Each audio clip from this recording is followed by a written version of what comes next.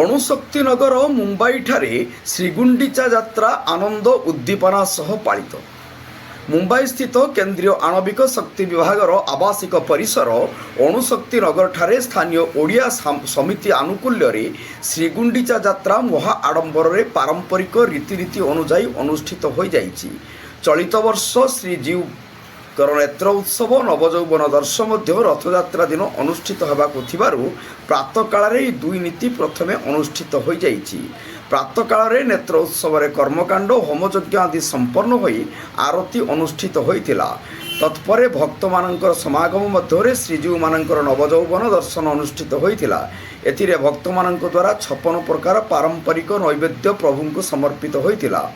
ଦିନ 11 ଘଟିକା ଠାରୁ ଶ୍ରୀଜୀଉଙ୍କର ଗୁଣ୍ଡିଚା ଯାତ୍ରା ନିମିତ୍ତ ଉଦ୍ଦିଷ୍ଟ ବିଶେଷ ପୂଜା ବିଧିମାନ କରାଯାଇଛି।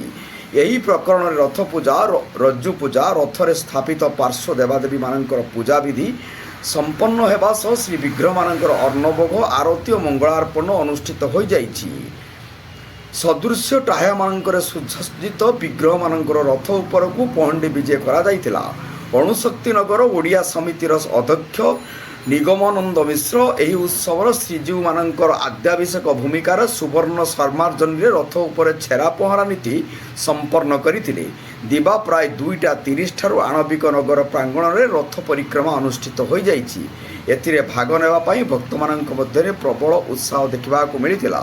ଘଣ୍ଟ ଘଣ୍ଟା, ମୃଦଙ୍ଗ, ଝାଞ୍ଜ, କରତ କରତାଳିରେ ଭଜନ କୀର୍ତ୍ତନରେ ପରିବେଶ ଉଛୁଳି ଉଠିଥିଲା। ଭାଷା ଓ ପ୍ରାନ୍ତ ନିର୍ବିଶେଷରେ ଆବାଳ ବୃଦ୍ଧ ବନିତା ଅନେକ ଭକ୍ତ ଶ୍ରଦ୍ଧା ସହ ଶୃଙ୍ଖଳିତ ଭାବେ ରଥ ଟାଣି ଭାବପ୍ରବଣ ହେଉଥିବାର ଦୃଶ୍ୟ ଅତ୍ୟନ୍ତ ମର୍ମସ୍ପର୍ଶୀ ହୋଇଥିଲା। ରଥ ପରିକ୍ରମା ମଧ୍ୟ ସମ୍ପୂର୍ଣ୍ଣ ଭାବରେ ଶେଷ ହୋଇଥିଲା। ତତ୍ପଶ୍ଚାତ ଶ୍ରୀଜୀଉଙ୍କର ଜନ୍ମବେଦୀ ଉପରେ ପୂଜାବେଦୀ, ଧୂପ ଧୂପ, ନୈବେଦ୍ୟ ସମର୍ପଣ, ଆରତୀ ଓ ଭକ୍ତମାନଙ୍କ ଦ୍ୱାରା ପୁଷ୍ପାଞ୍ଜଳି ଅନୁଷ୍ଠିତ ହୋଇଯାଇଥିଲା। ଚଳିତ ବର୍ଷ ଶ୍ରୀଗୁଣ୍ଡିଚା ଯାତ୍ରାର ସଫଳ ଆୟୋଜନ ପାଇଁ ସମିତି ପକ୍ଷରୁ ଅଧ୍ୟକ୍ଷ ଡକ୍ଟର ନିଗମାନନ୍ଦ ମିଶ୍ର, ଉପାଧ୍ୟକ୍ଷ ଜିତେନ୍ଦ୍ର, ସଚିବ ଶ୍ରୀ ଅଶୋକ କୁମାର ରଥ, ରଥଯାତ୍ରା କାର୍ଯ୍ୟନିର୍ବାହୀ ସଂଯୋଜକ ଡକ୍ଟର ସୌମିତ୍ରିକର ବିଶ୍ୱ ସାହୁ ଓ ସମିତିର ବିଶିଷ୍ଟ ମାର୍ଗଦର୍ଶକ ଓ ସଦସ୍ୟ କାର୍ଯ୍ୟରତ ଭକ୍ତମାନଙ୍କୁ ତାଙ୍କର ଅକ୍ଳାନ୍ତ ପରିଶ୍ରମ, ବିଭାଗର ବରିଷ୍ଠ ପଦାଧିକାରୀମାନଙ୍କର ଏହି ଗଣପର୍ବରେ ସୁପରିଚାଳନା ଦିଗରେ ସହଯୋଗ ପାଇଁ ଧନ୍ୟବାଦ ଅର୍ପଣ କରିଥିଲେ। ମୁମ୍ବାଇରୁ ଜ୍ୟୋତିରାଦିତ୍ୟ ପାତ୍ରଙ୍କ ରିପୋର୍ଟ, ଜନତା ଏକ୍ସପ୍ରେସ୍। ଡକ୍ଟର ନିଗମାନନ୍ଦ ମିଶ୍ର, ଅଣୁଶକ୍ତିନଗର ପ୍ରବାସୀ ଓଡ଼ିଆ ଆସୋସିଏସନର ସଭାପତି। ଆମର ଏଠି ଜଗନ୍ନାଥଙ୍କ କୃପାରୁ ଆମେ 7 ବର୍ଷ ତଳଠୁ ଏଠି ଆମର ପୂଜା ଆରମ୍ଭ କରିଛୁ ଏବଂ ଏଇଟାକୁ ପ୍ରତିବର୍ଷ ସୁଚାରୁ ରୂପେ ସମ୍ପନ୍ନ କରାଯାଉଛି।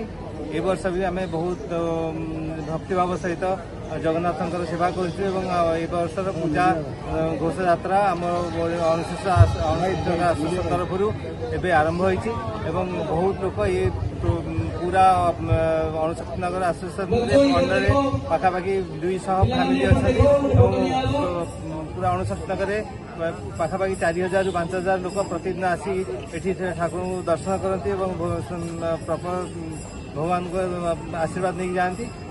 ପୁରା ଇଏ 10 ଦିନର ପୁରା ଆମର ଭଗବାନଙ୍କ କୃପାରୁ ଭଲ ସୁଚାରୁ ରୂପେ ସମ୍ପାଦନ କରାଯାଏ ଏବଂ ଏଥିପାଇଁ ପାଖାପାଖି ଆମ ପାଖରେ 30,000 ଲୋକ ଏଠି ଆସିକି ସବୁଦିନ ଠାକୁରଙ୍କ ପାଖରୁ ଶ୍ରଦ୍ଧା ନେଇକି ଆଶୀର୍ବାଦ ନେଇକି ଯାଆନ୍ତି। ଏଇଟା ଆମର ସବୁ ବର୍ଷ ପାଳନ କରାଯାଉଛି। ବହୁତ ସମସ୍ତେ ଆମର ଏତେ ଭଲ ଅଛନ୍ତି, ସମସ୍ତେ ଦେଇପାରୁଛନ୍ତି ଏବଂ